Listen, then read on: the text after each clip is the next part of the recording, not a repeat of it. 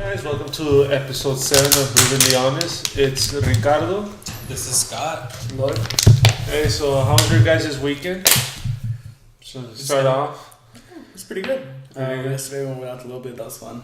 But kind of lit. A little? A little. Good.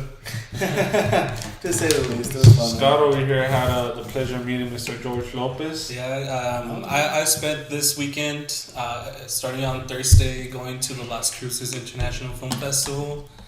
The lady who runs the Creative Media Institute in NMSU, she came to our class at BCC and she gave us free passes. So on Thursday, that's when I met George Lopez. They were showing his movie Spare Parts, which was pretty emotional. It was really cool. I got there kind of late to that screening, so when I got there, it was kind of packed. So I'm just standing on the hallway, right, to go into the auditorium. Already inside, but not sitting down because there's no seats. Yeah. Excuse me. But as the movie is ending, this dude that I started talking to right there, he tells me, "Oh shit, he's right there, dude. He's coming in." And I'm like, "What? I don't see him because it's so dark." And I literally, I don't know where he comes in, and he's standing like really close to me, like literally like how you and I are standing right now, Ricardo. That's how close I was standing to George Lopez, and immediately I didn't know what to say. I didn't know what to do. I was just like, "Oh shit." Because I don't want to flood him, right? No. I don't want to be flooding him. So I just, he did say he told me how the last picture always made him cry, always made him emotional. And I told him, I really loved the movie. It's really good, sir. I really loved it. And he goes, "Yeah, it always makes me cry." So then after the movie ended, they introduced him, and then he did a little Q&A and stuff, and people were asking him stuff, and after that, people lined up to take pictures with him, and then I got to take a picture with George Lopez. Got to meet him. Got to tell him I was a fan, and I was kind of very starstruck. I almost had a panic attack because I was just waiting. I couldn't believe it, right? Because watching his sitcom, that was one of my routines when I was a teenager. Waking up at 3 in the morning and that was dope, right? That was really cool. And the next day, my teacher, she actually went ahead and gave me 2 VIP passes for this festival. Because she told me that she had 2 passes, but that she wasn't going to use them because she was going to be very busy this weekend. So she goes, "Scott, you should have them, because I don't want to let them go to waste."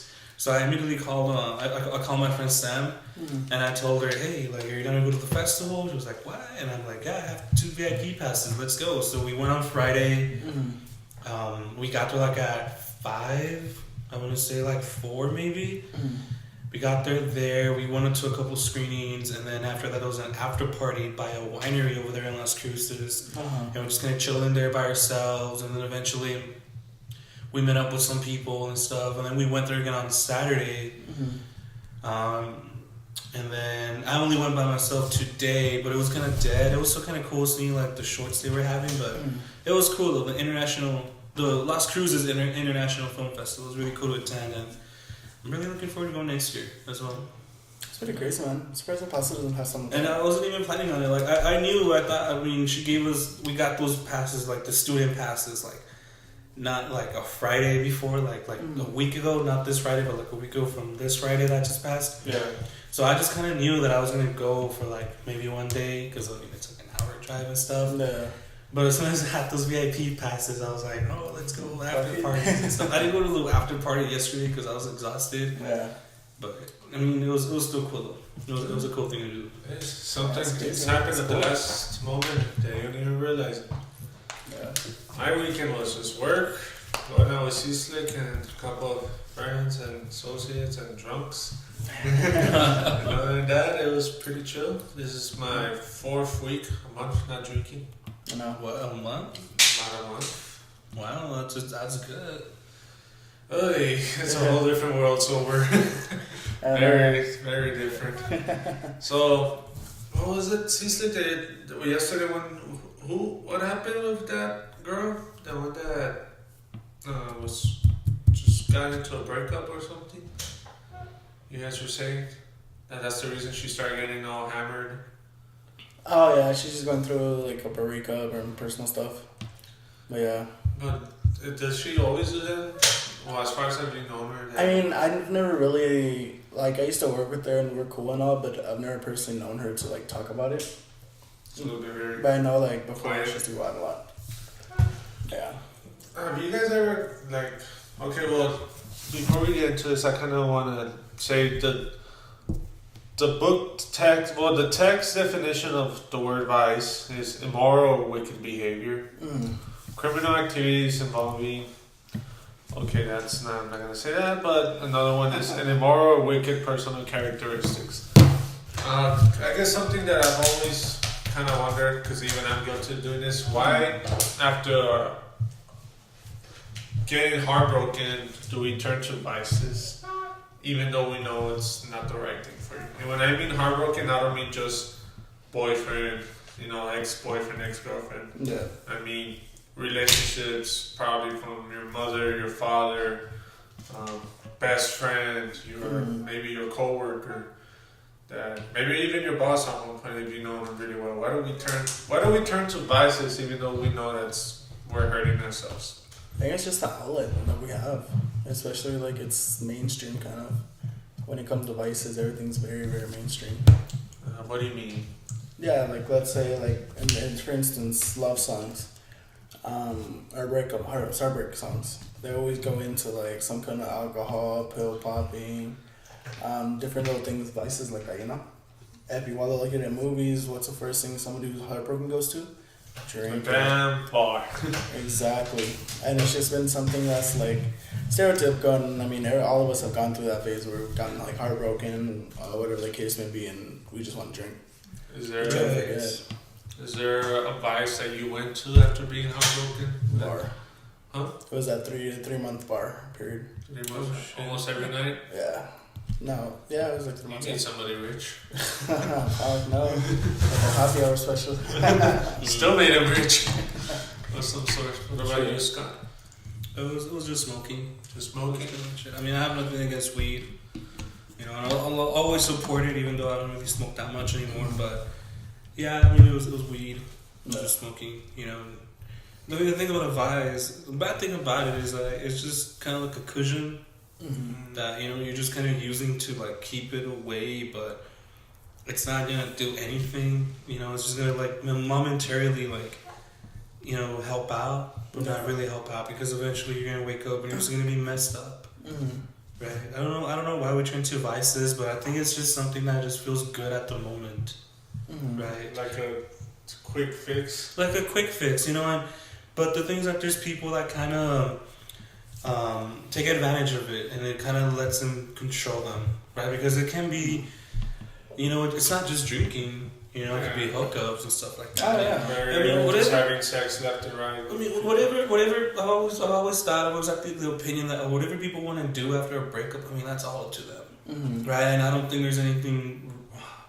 Actually, no. There is bad stuff that you can do after a breakup. There is bad stuff. I think even to a certain degree, you kind of have to watch out. To a certain degree, right? I mean, but if you want to go get drunk, if you want to go talk to someone new, if you want to, fix yourself or hook up with someone, I mean, it's shit people do during a breakup, but it can become a vice if you let it. I think there's gotta be a certain limit even when you see your friends going through a breakup. Right. I think this goes back to that time we talked about toxic, just being a toxic friend.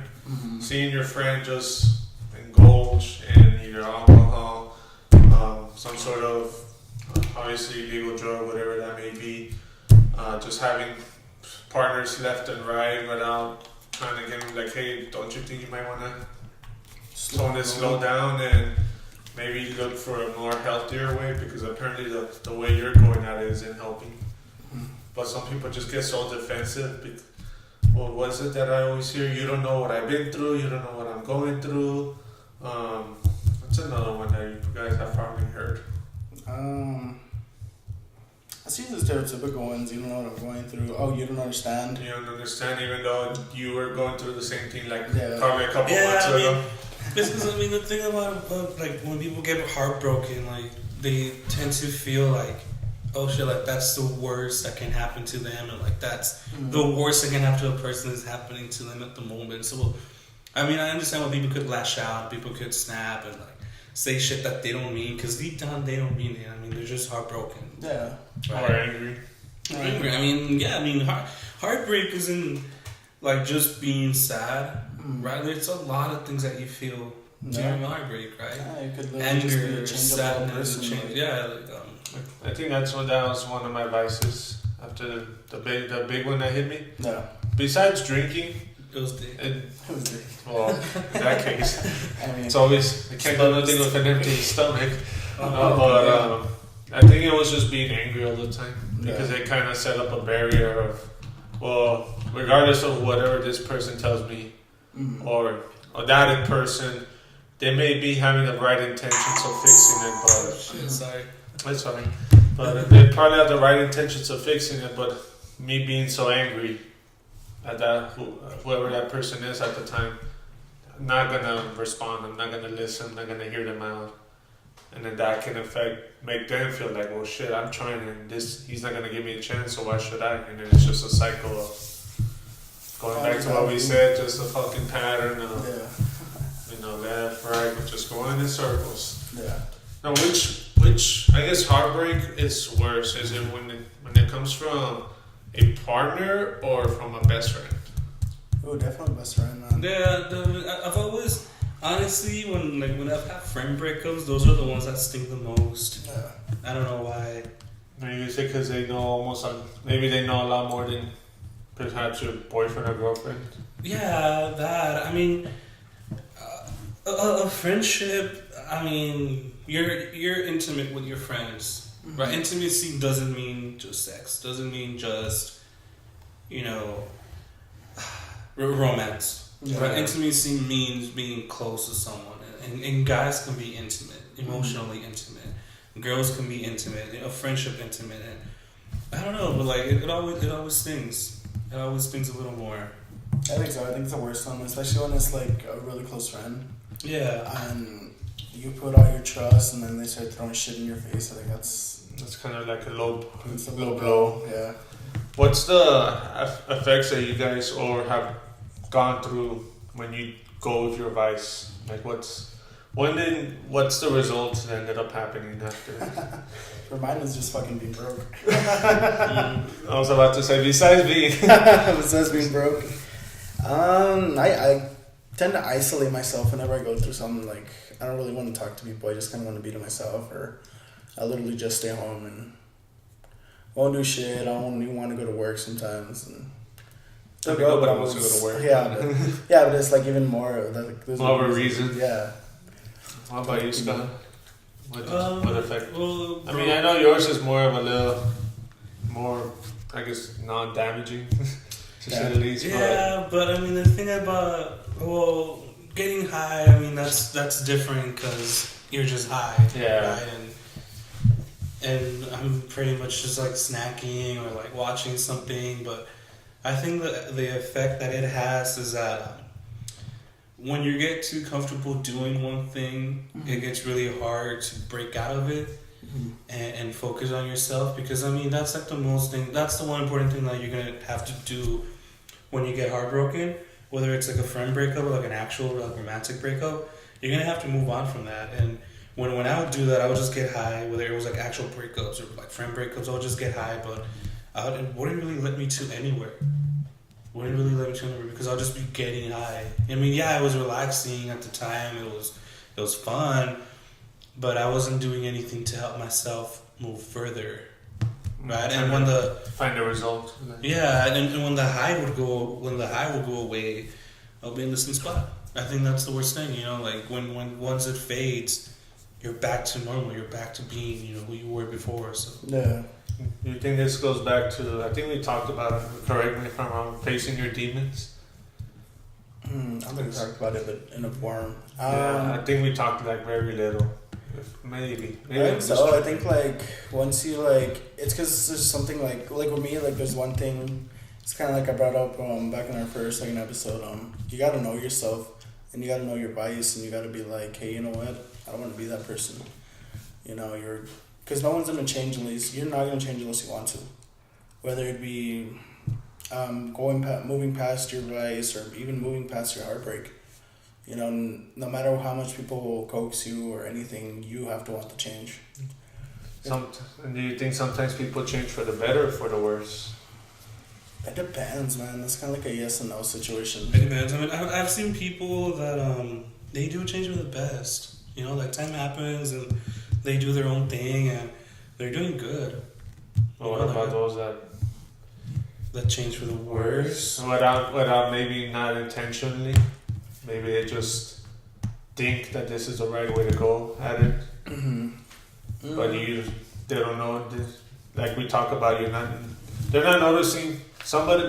They're not noticing from the inside, but you as somebody from the outside is noticing that maybe they're not doing good as they think they are. I definitely think that that's like, for a person to change for the bad, I feel like they have to go into their vice. And their vice is making them do things on impulse that they normally wouldn't do, because everybody knows whether you're drunk or I don't know about high, but when you're drunk, like, you go to the person that you actually are, that you suppress, you know? You always have that inner self that you don't really, like, fully show to anybody. Was it that I told you? Well, I told you and Melissa, I think. The most honest people are drunk people, mad people, and children. Yeah. Well, a lot of people still tell the truth, but those are the ones. I mean, when somebody's angry, they just say stuff that maybe they've been holding on for a long time. Drunk, liquid courage, and then kids, well, they don't know shit. They're just talking. Yeah, they're just saying what's on their mind, and they don't know any better. So a kid tells you you're ugly. So if you just kind of walk away and think about your life decisions that you made at this point. But I was gonna say, for vices, have you seen any of your friends go through maybe the same type of vice that you did, and what was their end result? Yeah, I have a friend who, he used to party like back in the day, but nothing too hard. But now he's partying constantly. Like, it's not wrong with partying, but once you're doing it like every day and it's like getting in the way where you'd rather, like, instead of make money, you'd rather go party. It's kind of like you're hurting yourself, you know. I've called him out and shit, and I'm just like, dude, what are you doing? Like, you need to stop. You know, and that's as a friend, whether he likes it or not, and he knows it. Like, that's a thing. If you're going through something, I'm gonna call you out on your shit real quick. Just like I expect you to call me out, you know? What about you, Scott? No, I've never really seen anybody like get too viced up on weed, because I mean that's another thing. But it's the polvos one. It's the polvos one. No, I've never seen anybody. I don't know what I would have to say to them if I saw them go through the same thing. Because I don't see it too damaging, I guess. I'm just like, okay, for your case, maybe not somebody that smokes, but somebody that you know is probably sniffing or getting drunk as their vice, not smoking. Well, as their vice to dealing with the breakup, or just in general? Just, I guess, whatever they're going through, they go for the bottle, or the bottom end of a bottle, or, the line from a dealer. Well, yeah, I mean, I would see friends that would go and, like, they would immediately get, like, into coke or something, and I'd be like, bro, like it's day right now, like, why are you doing that? Like, it's 8 a.m. Yeah, it's 8 a.m., like, it's like 2 in the afternoon, why are you looking for that right now? Like, that's not good, and I mean, I wouldn't really know what to say, because people can get defensive. People can get defensive, especially when it comes to, like, drug use. Mm-hmm. You try to tell them to stop and stuff, but... Like, let's find other ways. Like, I remember... Well, it's not really, like... Well, I remember one time, for example, like when me and my friends would hang out, like, after high school and stuff, we would hang out and we would get together. The first thing I would do would be, like, where we're getting weed from. Like, we're going to buy weed, where we're going to go now, we're going to hit up. When a friend told me... She was like, dude, we don't need weed to have fun. Which I thought was kind of crazy, because I was like, what? But it's true. I mean, it's true. It's true. You don't need it to have fun. And I've been in that situation where I'm with a friend and I'm just realizing, bro, like, all we do is smoke weed. Like these past couple of days, we've just been smoking weed, watching something on your TV, going to the gas station, getting chips and teas, and that's literally all we've been doing. A friend kind of called me out on that one time. he was like, Scott, like who do you chill with every day, bro? Who are you chilling with and blazing with every day, bro? Me. You know, like you gotta find something else, or not. He didn't mean it like in a dick way, but he was trying to help me. Yeah, he was trying to help me. He's like, Scott, like don't follow my path. Exactly, like you gotta do something else, bro. Like we just been smoking weed every day, which is why, again, like all of us support it, of course, but you know, like when you get too like dependent on it, that you're just literally doing it every single day, it's just like. It can be kind of like at one point I told my friend, I'm like, dude, it feels like a chore. I gotta go find somebody. No. I would find somebody to buy from, but I didn't need anybody to smoke with, right? Because I could just do that on my own. But I was like, man, now I gotta roll a joint. Or now I gotta get it. If I get an apple, I gotta make it into a pipe. But then now I gotta get in my car, go to the spot. Now I gotta pick up some weed. Now I gotta smoke it. No, I gotta that's go. not sad. Just even Yeah, I was just like, it's not. I already just. So yeah, I mean that's what it became. I mean, if I could just smoke in my house, and fuck yeah, I would just smoke there, but I couldn't. Mm-hmm. That became a problem. Though. That I did try to do that, and that did end up becoming a problem. But blow up in your face. Yeah. No, but really though, like I told my friend at one point, I'm like, yeah, dude, it kind of feels like a chore. Smoking weed just kind of feels like a chore for me now, because again, it was just every single day, just the same thing every day.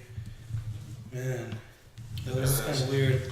Okay, not because it's boring, but that's not tiring. Just listening to it. Like, holy crap! It was kind of tiring. It was kind of, especially when I wouldn't buy a G, I would buy a dime. Mm-hmm. I mean, it was Reggie, but I mean, at some points I was thinking quantity over quality. Yeah. And with Reggie, I mean, I had a whole time. If I think I made the math one day that a bag of Reggie could last me like a school week. Mm-hmm. Monday through Friday? Monday through Friday. Mm-hmm. If I rationed it. That, or at least 6 joints. Mm-hmm. Right? And 2 joints for a day, that's pretty good. Yeah. But yeah, though, I mean, and especially breaking up Reggie, that's a hassle. I mean, breaking up, I never had a grinder because I never wanted to have like paraphernalia with me. But like, breaking up Reggie with fingers, like that can be like exhausting because there's so much stems and so much seeds. I mean, breaking up chronic, that's way easier, but it just sticks to your fingers. Alright, I got a question now. Kind of like side off. Why don't dealers just sell like already ready weed? Already like rolled up? Not just already rolled up, but like broken up and shit. Yeah. Oh well, I think it kind of has to deal with It's not incriminate yourself. So. I forgot why, because sometimes like I would have friends that I would buy from, and they'll be like, oh look, they'll call it shake when it's already kind of like broken up. And they'll be like, oh look bro, like I got some, but it's shake, so like I'll give you a discount or something. Some friends will tell me that, and I think it's because it kind of just loses like the crystals and like the kind of stuff, and it's just better to have it like in the nug. Right, and then you break it up and stuff. I don't know, like it's always preferred that way. But I mean, in places that are legal, you can already buy it rolled up and stuff. Oh yeah. Oh, and then there's other things that you can buy too here that are like rolled, that are already like pre-rolled, and like you buy the joints or the blunts, like mostly joints, and it's already in the shape. Like it's already pre-rolled in the shape. And it has like a little carton thingy that all you do is you just like pull weed in it, and then you use that little carton palito to kind of push it in, and then you just after you just push enough weed in there, you know, you roll the tip and there you go, you know, instant joint. Those are pretty fun, but rolling it is pretty fun too. That's what it's kind of recreational. The whole Scott's weed world. That'll be another topic for our little stoners out there in the audience. But I think going back to friends being affected by their vices on my end, I know 2 people basically being affected by alcohol. One, I've known them since around freshman, 8th grade to freshman year of high school, and to this day he wakes up, gets beer around 8, a whole 30, finishes half of that. Later on, around 2, buys 3 tall boys, and then by 9 he already has like a whole bottle. Damn, I mean, that's fuck. Yeah, that's fuck. And then he's like as skinny as Coco. Like, oh shit. And he does not gain weight. But the other person I know, she drinks a lot too. That's one of her vices. But it's over the years it's developed. She looks like she's melting. Like she looks like she's melting. Really shit. Like physically, it looks like she's melting. Damn, that's crazy. Like that's when I know. That's when you as a person should start saying like. And how old is she? Our age. Really? Maybe a year or two, but yeah, she looks. It's lonjas. Just getting there, and I'm not trying to be funny, but it's just true. Yeah. You go from super skinny to. Oh, so she was originally like super skinny. So originally she was good skinny, and then over the years it just cut out. Yeah. But those type of people, they almost drink every day. Yeah. For whatever the reasons, and I think a lot of it. One of them I don't know about her, but the other guy, he's. He lost his dad when his dad died when he was in middle school. His mom, they struggle with the house. It's basically to help cope with life's problems. But that's not gonna help him in any way. But I haven't seen him in a while. But last I heard, he was day drunk around 2. He was already like sweating and everything. Damn, dude, that's kind of sad because I've known him for a while. But it's kind of those guys that we talked about earlier that they get offended. Yeah. Even though I already told him, that's why I had to stop hanging out with him as much as I didn't want to. Yeah. Because my dad likes him, my dad loves him, but I hang out with that type of environment, I start becoming. Yeah, you're like, hey, I kind of want to day drink. It sounds like fun in the beginning. Then slowly starts turning to that person. Because even at one point, that's all I became like you did, just wanted to drink. Yeah. Maybe not every night, because I didn't have the money for it, but every weekend, hey, let's go get drunk. And my mom had a good point. She's like, every time you get drunk, nothing good ever happens. And I kind of had to cut the line when that time we were at Cometa to keep my roommate from fighting. And my other roommate, I lost my phone that morning when I woke up. And I was kind of like, okay, this is where I draw the line. Like, I need to stop. How'd you lose your phone? I don't know, but apparently it was outside and one of the attendants found it. Because I thought it was in my room. When I called it, some lady answered. She's like, oh, I found it by the stairway, the little stairs. Oh, shit.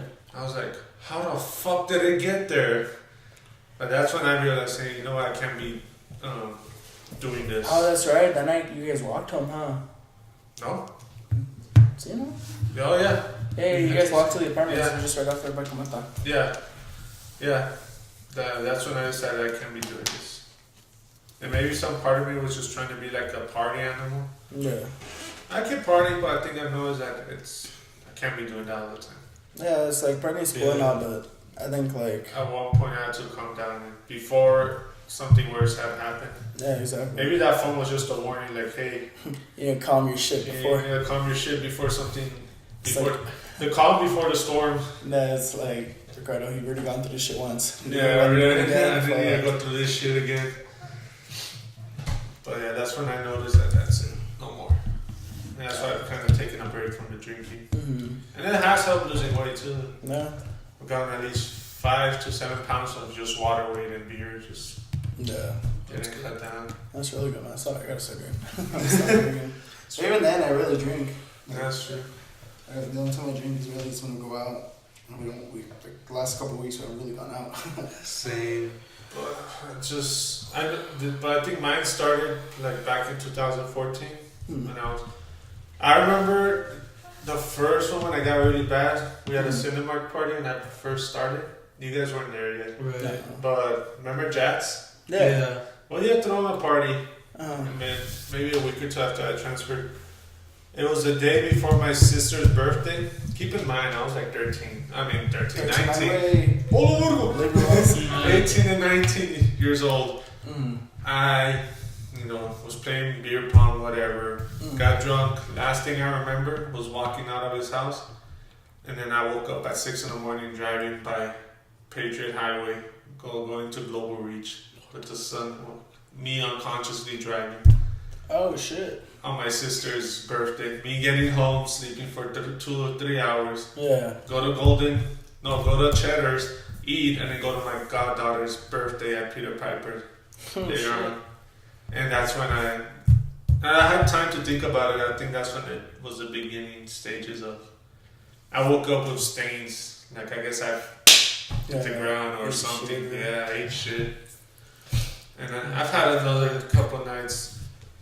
And the reason was because I had a breakup, I got left for whatever. But at the time, I thought that was a way of letting you loose. Coping. Dangerous though. Yeah, I was back. I was 19. I remember one time, I forgot exactly why I was doing this, but I would do a lot of Xanax and Coke. And I would drink. And I don't really know, there was like no, I don't really know why this vice happened. I don't know, maybe I just liked it, I really don't know, I was in a good spot. But I do remember one time popping Xanax, and I literally don't recall driving home. That's the scary part. Somehow I got there. Somehow I got home, but I think I have like this hazy memory of like me driving, but I really do not recall getting there. And I woke up with like a whole different, like somehow I changed my shirt and I didn't even remember that. Oh shit. I was like, when I woke up, that was bad. When I woke up, I was like, dude, when did I put on this shirt? Like, what the hell? And one time, the worst thing that happened was that I lost my wallet. And I didn't even know when I lost it, but I lost it, and it was bad. That's when I knew, like, maybe I need to stop this. But again, I don't remember the reason for this vice. I don't really remember.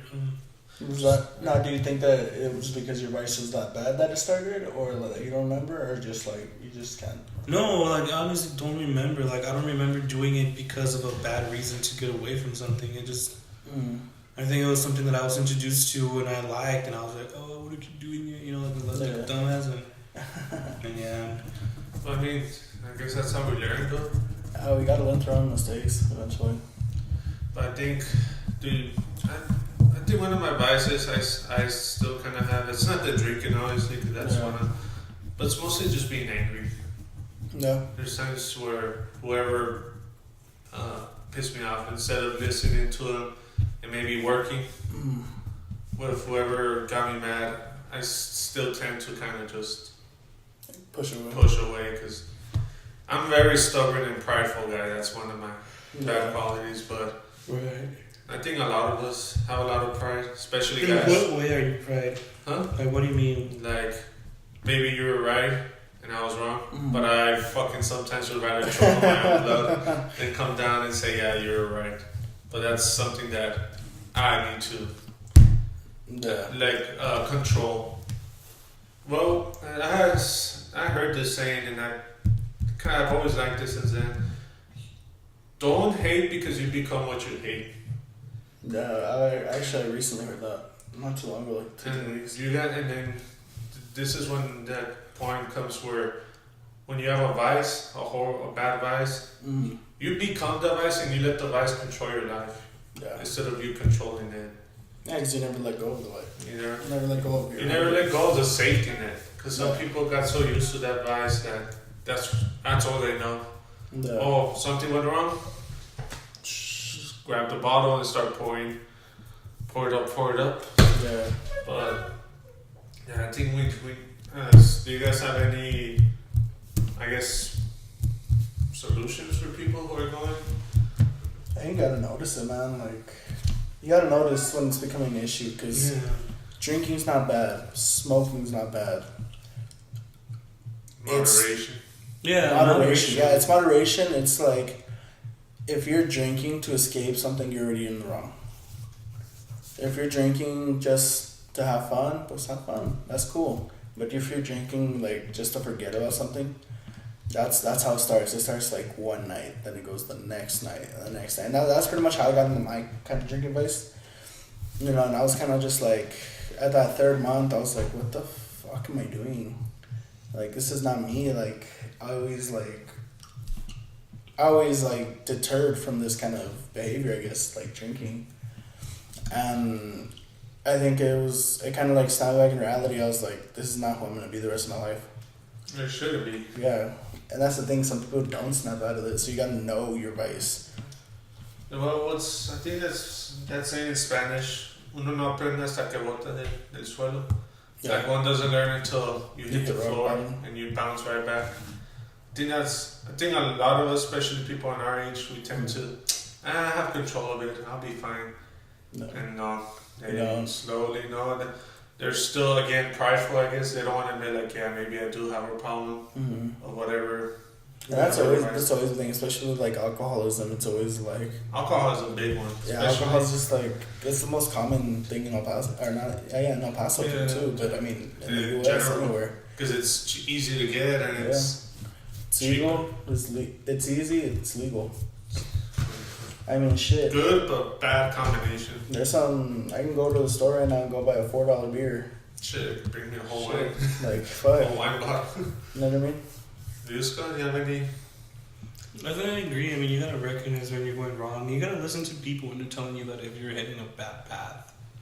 Cause I mean, once you get too into like once you're too much into like your vice, yeah, like it's gonna affect badly your health, your money and stuff.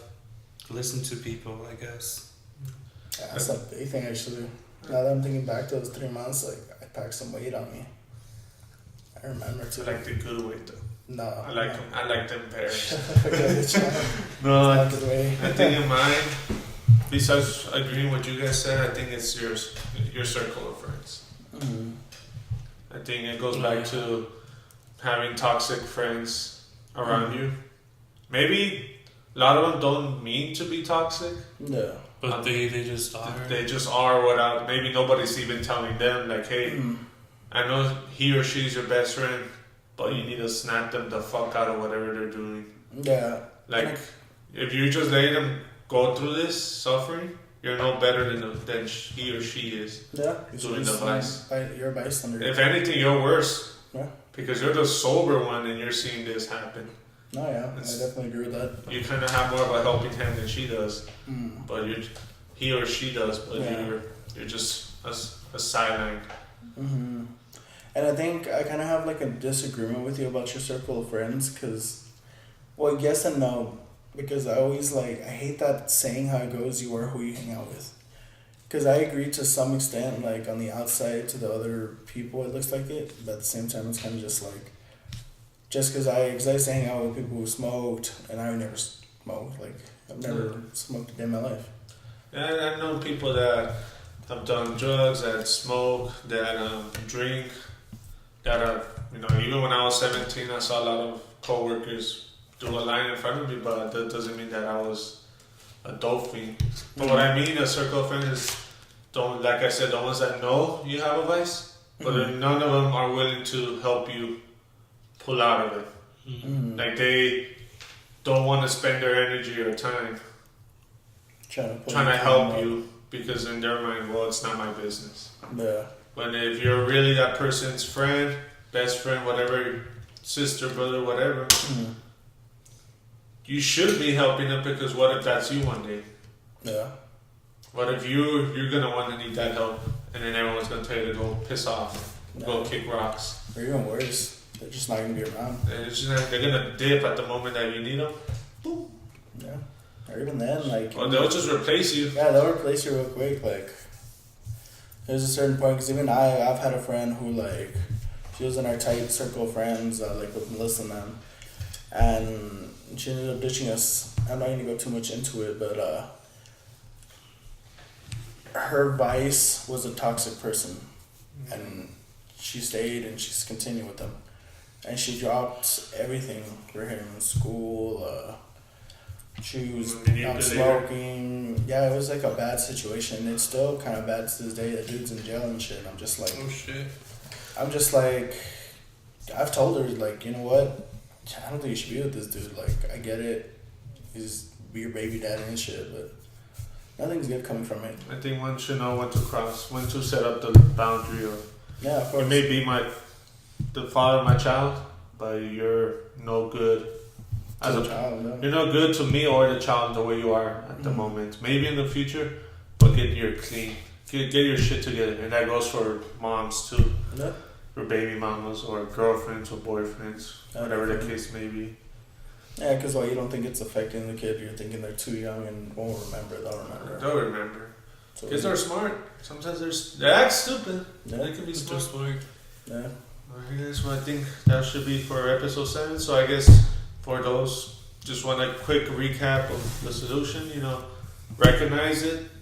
What was the second one?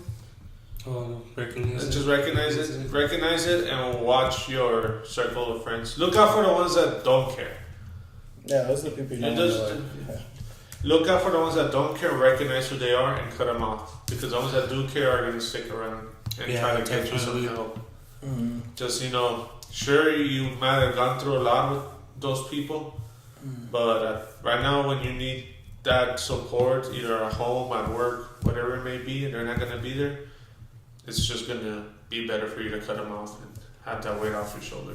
I actually kind of want to add a third thing, but listen to listen. If you're going through a vice or your friends are going through a vice, you gotta listen to listen, not to respond. No. Listen to listen to hear, yes. But listen, like let's say I was going through a vice and through my drug stage, you're like, hey dude, you need to cut it down, you're killing yourself, It goes out through 1 year and now you gotta listen, like, hey, that's my friend, and I trust him. If he's telling me I'm getting bad, maybe I gotta start thinking of my priorities and thinking why he brought it up. Don't be afraid to ask why do you say that? Yeah, exactly. Ask things people don't automatically, they'll just shut down. I think I need to add a forward. Put emotion aside. Yes. Trying to think of the logical reason. Don't if I tell you, if I were to tell one of you guys that you guys were doing, hey, stop fucking being a crackhead or meth head or whatever. Yeah. Try to put that emotional side, why are you calling me out on this? Yeah. Okay, maybe logically there's a reason he's telling me this because he never does this. So if he's telling me this for the first time, there's gotta be a reason. There's gotta be a reason. It's gonna be hard. It's simple but not easy. Yeah, it's always the hardest thing to look within. It's easy to point stuff out. Because what do we? I think I don't know if we have said it before. That's always better to blame someone else than blame ourselves. Yeah. Well, how about you? You do this and that. No, just shut your mouth. Exactly. Listen to listen. Listen to listen. Shut your mouth. Listen to whatever your friend said it and put it in their point of view, their perspective. Yeah. And you might find it easier that, hey, you know what? Maybe he or she is right. Mm-hmm. So anything else you guys want to add before we close down? I think so. Today was pretty kind of shorter episode. Just do it again. Yeah. Oh, there you go. See. All right, guys. So I think that'll be it, and hopefully, actually, it'll be our shortest podcast. So let's see what they like. If they like it shorter or longer. Yeah, we'll let the audience. We'll make a poll, and then they'll let us know. Yeah. All right. Nice. Well, I'm heading out. See you guys later. See you later.